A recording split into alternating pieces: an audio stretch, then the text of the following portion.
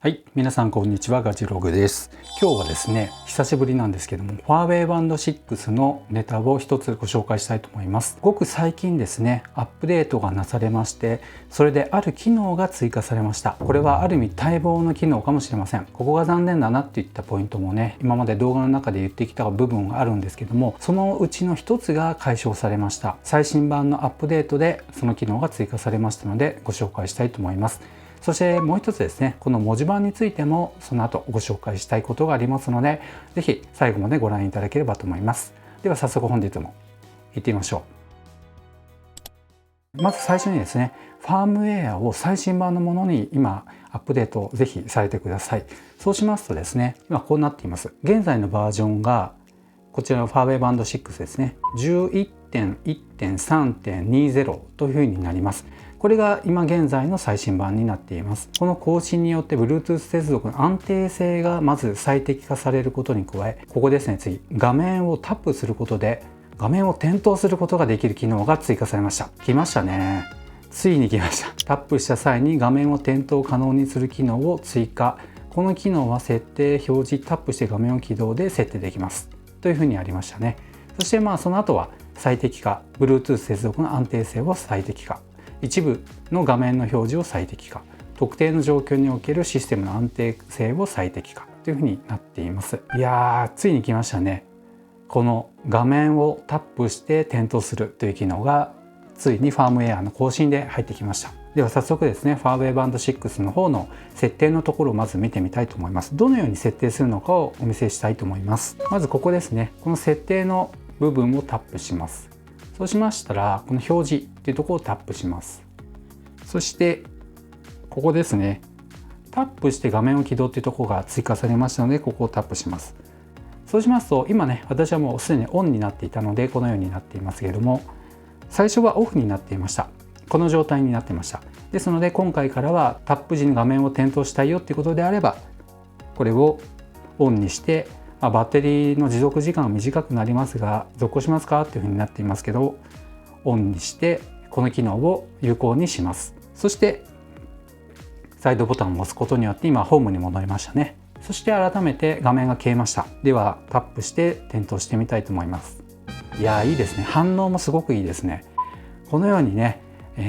散々言ってきたことが追加されまして、発売されて1年ぐらい経ったんですけども、この機能がね、今になって追加してきたっていうのはちょっとどうなんでしょうね。次期モデルがそろそろ出てもおかしくない頃なんですけども、これでしばらく引っ張るんでしょうかね。ファーウェイバンド7がどうなってしまうんでしょうか。はい、でこれがですね、この機能いりませんということであれば、もう一度表示のところからタップして画面を起動っていうところをオフにしていただければと思います。いや、ついにね、待望の機能が入りました。これは非常にグッドですね。画面点灯をしっぱなしの状態に今設定を変更したので、つきっぱなしになっています。ではですね、もう一つの点をご紹介したいと思います。それでですね、何が変わったかって言いますと、ここの各アイコンですね、今までですけども、この睡眠測定のところをこうタップすると睡眠のところに飛ぶっていうのができていました。しかしながらそれ以外の部分はこの文字盤に関してなんですけど、飛ぶことができなかったんですね。でもここ最近アップデートですね、ここ数ヶ月の間だったんですけども、急にそれぞれの機能に飛ぶことができるようになったんですね。例えばこのディスタンスっていうところですね、タップしますとこのようにステータスのところに飛ぶことができるようになりました。またですね、この心拍のところもですね、今までは全く反応しなかったんですけども、タップすると心拍測定のところに簡単に飛ぶことができるようになりました。そしてこの天気のアイコンの部分もそうなんですけども、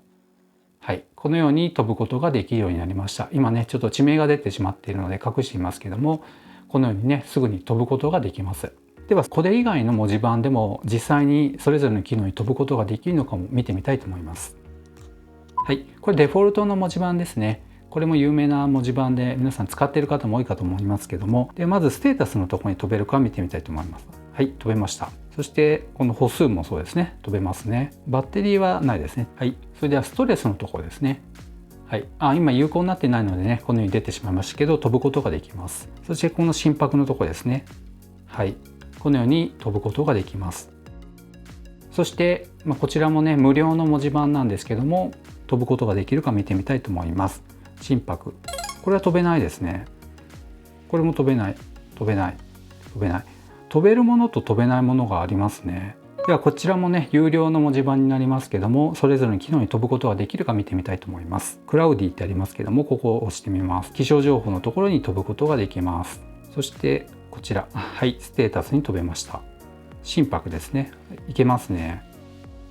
睡眠もいけます。で、天気のとこね、同じです。これは同じですね。通知ですね。はい、通知のとこも行きました。ということで、今までですね、有料の文字盤であったとしても、それぞれのこのアイコンタップしても、その機能に飛ぶことができていなかったんですが、ここ数ヶ月の間にそれができるようになっています。このようにファーウェイバンド6は日々進化してるなという感じがしますね。そしてですね、ちょっと残念なところも一つありました。お気に入りでずっと使っていたこちらの文字盤なんですけども、ここに今まであった黒い空白の部分がありますけども、ここに今まで秒表示ができたんですけども、なんとなくなってしまうということになってしまいました。何なんでしょうね。わざわざあったものがなくなるっていうのはちょっとなかなか考えにくいんですけども、なかったものに追加してくれるのはいいんですが、なくしてしまうっていうのはすごい残念なんですね。いやー、これはですね、ある意味びっくりしました。でも仕方ないですね。というわけで今回ファーウェイバンド6の久々のねちょっとネタをご紹介しましたけども、画面タップをすることによって点灯するという機能が追加されたこと、これですね、ちょっとしたことなんですけど非常に便利ですね。画面点灯させる方法が3種類になったっていうことになります。画面をタップして点灯、そしてサイドボタンを押して画面を点灯させる、さらにはひねって点灯させる、この3種類がこの画面点灯の機能として有効になりましたので、本当にこれはかなり便利ですね。こちらの Redmi スマートバンド Pro を、ごく最近よく使っているんですけども、画面をタップして点灯させるっていう機能が普通についていましたので、ファーウェイの方もやっぱりこの機能をねソフトウェアアップデートで追加してきました。こういう風にね結構バチバチで戦ってくれて、切磋琢磨して機能をアップしてくれるっていうのは本当いいですね。だからこそね、こういういい機能がどんどん追加されていって、ライバル機種によってまたこうブラッシュアップしていくっていうのがね、このいい循環ができるといいなと今後も思います。